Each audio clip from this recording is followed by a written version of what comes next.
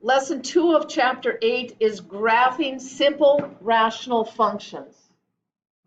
Okay, so a rational function looks like a fraction where the numerator and denominator are both polynomials.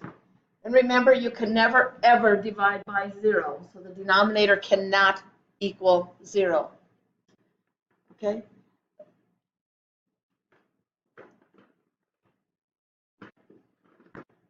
Let's graph the parent function. Okay, so most of the time when we start graphing, we start with the t-chart and figure these out. Remember, you cannot divide by 0, so this is undefined. And in fact, you'll see that it's going to give us a vertical asymptote. Okay, we'll just try a couple and see where it ends up with. We're going to get 1 divided by 2, 1 divided by 3, 1 divided by -1, which is -1, 1 over -2, 1 over -3, and I'm not an artist, but it's looking like that. Well, what's happening between 0 and 1 and 0 and -1? So let's try a couple of those. So let's try 1/2, let's try 1/3, and we'll look at the negatives too. Well, what does 1 over a number do? It just reciprocals it. So this would reciprocal. Okay, so we've got 1/2 is 2, 1/3 is 3, and likewise for -1/2 and -1/3. And we can't divide by 0. So when x equals 0, we get that vertical asymptote. Okay, no, I'm not swearing. Take a look at how it's spelled. Okay, it's a vertical asymptote. Right, so that's what the parent function looks like. We call that a hyperbola. Ready? It's a hyperbola. And it has 2 branches. Okay, the branches are the parts that are disconnected. And they really do mirror each other across a diagonal line. In this case, our diagonal line is y equals -x. Alrighty, so there you have a parent function. What happens if we have y equals 6 over x? Okay, so I'm going to put in the parent function. Let's put it in a fairly light color. Let's go light blue. Okay, so it's looking like this and this. So there's our 2 branches.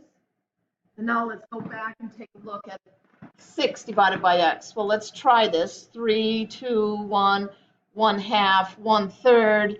And then remember that the negatives will be opposite instead of going too crazy on this. So 6 divided by 3 is 2. 6 divided by 2 is 3. 6 divided by 1, I think I can do that. 6 divided by 1/2 would be 6 times 2, or 12.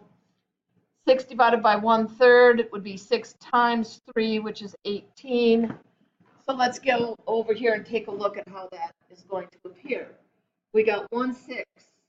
We've got 2, 3, 3, 2. I think you'll realize 6 divided by 6 will give us 1.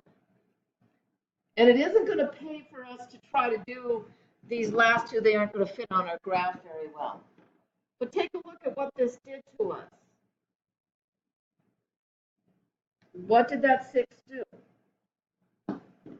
That 6 made our branches start further away from the place where our vertical and our horizontal asymptotes cross. So our vertical asymptote will still never be able to divide by 0. And since there's nothing in the numerator but a constant, our horizontal asymptote is 0. Okay? So when we look at this, this is how I help myself when I graph these. I find where my asymptotes cross. I take a look at my constant in my numerator. So the first one, the light blue one, that was over 1 up 1, or over 2 up 1/2, what's 1 times 1, or 2 times 1/2? It's the 1. If I go to the purple, okay, I'm going to go this way. I'm going over 2 and down 3, and they're both negative, okay? Or -6 times -1, what do I get? I get the numerator. So sometimes I don't make a chart. Most times I don't make a chart anymore. I just say, okay, where's my vertical and horizontal asymptote? And what can I multiply to get my numerator? Because when I take y equals 6 over x, if I don't want x in the denominator, I get y times x, or x times y. And that helps me graph that. So what did the 6 do? That's what I'm really looking at on this. When I compare it, my branches started further away from the intersection of my vertical and horizontal asymptote. Right? Ooh, what's that +2 going to do? I wish I had typed this better. -3 over x plus the 2. Okay, well, we still can't divide by 0. So I'll try 1, 2, 3, and see what happens, and figure out my y. Well, when x is 1, I will have -3 plus 2, which is -1. When x is 2, I'll get -3/2 plus 2, which would be +1/2. Agreed? When it's 3, I'll have -3 over 3, which is -1, plus 2 is 1. Okay, so I'm going to have 1 -1, 2 1/2, 3 1, and it looks like this. Okay, so I know my vertical asymptote is 0, excuse me.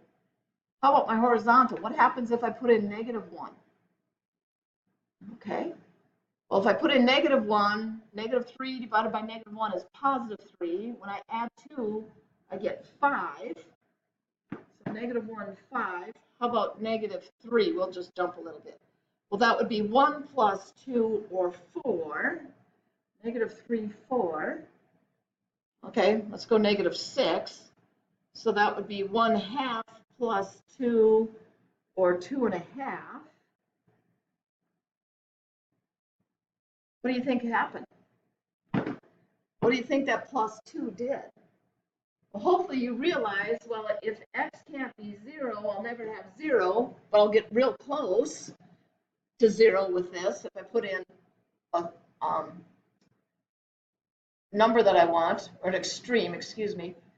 But what happens when that is so close to 0? If I put in a huge number, I'll get really close to 2. So my horizontal asymptote is 2. Now, where does the 3 come in? Okay, I might have made a mistake on this one. You can check on it. Okay. But the 3 comes in because if I go from where those 2 intersect, and I go right 3 and down 1, what's 3 times 1? And it's right 3, down 1, so 3 times -1 gives me that -3 numerator. And that's why I think this one's wrong. Okay. Yeah, right there. It should be 3. Alrighty. Perfection is not my game. Okay, so when that happens, now I go left 3. Okay, so if I go left 3 and up 1, I'm going to have a product of -3 again. So eventually you learn how these really are not that difficult. How does it compare to the parent function? Well, the negative flipped it over. So instead of being this way, it's down on the bottom half, down here.